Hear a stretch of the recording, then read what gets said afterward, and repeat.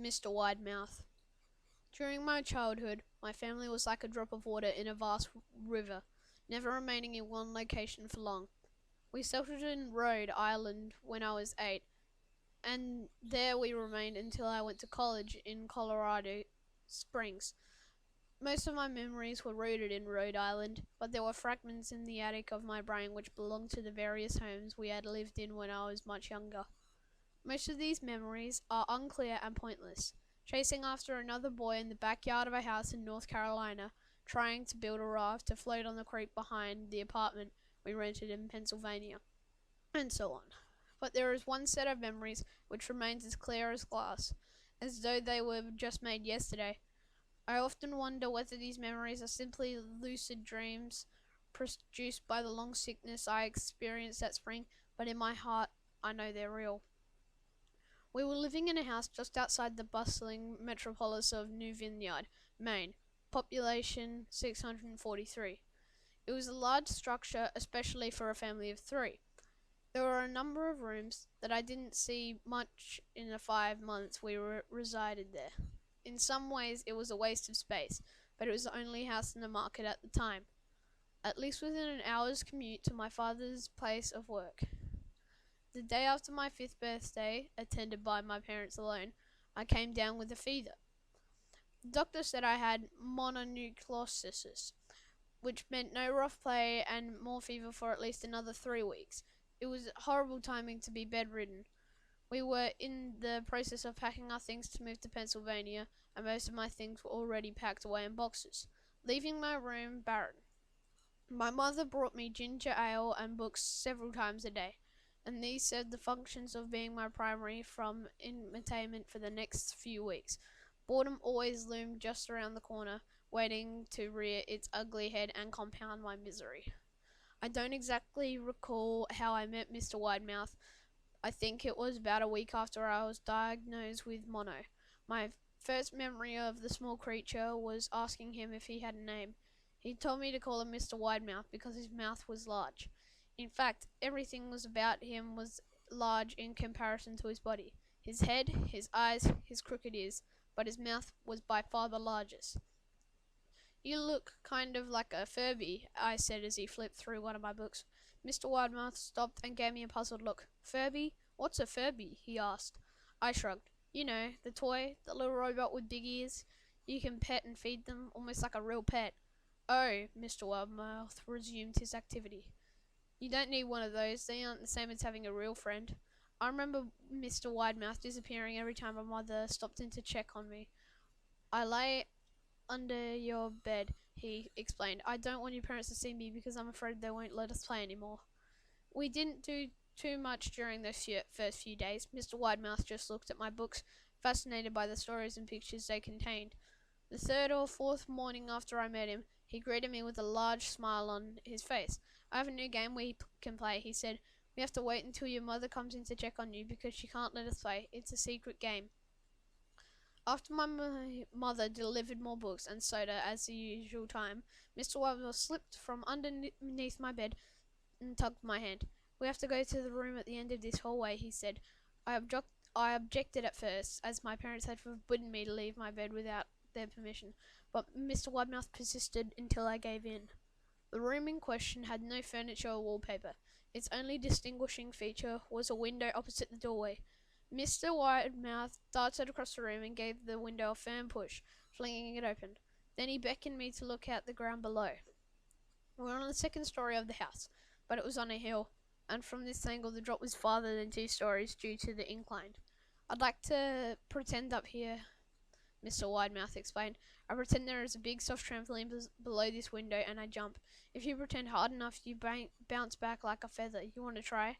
I was 5-year-old with a fever, so only a hint of skepticism darted through my thoughts as I looked down and considered the possibility. "It's a long drop," I said. "That's all the part of the fun. It wouldn't be fun if it was only a short drop. If it were that way, you might as well just bounce on the real trampoline." I toyed with the idea, picturing myself falling through the thin air only to bounce back out of the window on something unseen by human eyes, but the realist in me prevailed. "Maybe some other time," I said. "I don't know if I have enough imagination. I could get hurt." Mr. Widemouth's face contorted into a snarl, but only for a moment. Anger gave way to disappointment. If you say so, he said. He spent the rest of the day under my bed, quiet as a mouse. The following morning, Mr. Widemouth arrived holding a small box. I want to teach you how to juggle, he says. Here are some things you can use to practice before I start giving you lessons. I looked in the box. It was full of knives. My parents would kill me, I shouted, horrified that Mr. Widemouth had brought knives into my room, objects that my parents would never allow me to touch. I'll be spanked and grounded for a year. Mr. Widemouth frowned. It's fun to juggle with these. You want to try? I pushed the box away. I can't. I'll get in trouble. Knives are just safe to throw in the air. Mr. Widemouth's frame deepened into a scowl. He took the box of knives and slid under my bed, remaining for the rest of the day. I began to wonder how often he was under me. I started having trouble sleeping, that Mr. Widemouth often woke me up at night, saying that he put a real trampoline under the window, a big one, and that I couldn't see it in the dark. I always declined and tried to go back to sleep, but Mr. Widemouth persisted. Sometimes he stayed by my side until early morning, encouraging me to jump. He wasn't so fun to play with anymore. My mother came in to me one morning, and I told her that I had permission to walk outside. She took the fresh air would be good for me, especially after being confined in my room for so long. Ecstatic, I put my sneakers on and trotted out to the back porch, yearning for the feel of sun on my face. Mr. Widemouth was waiting for me. I have something I want you to see, he said. I must have given him a weird look, because then I said, it's safe, I promise. I followed him to the beginning of a deer trail which ran through the woods behind the house. This is an important path, he explained. I have a lot of friends about your age. When they were ready, I took them down this path to a special place. You aren't ready, but one day I hope to take you there.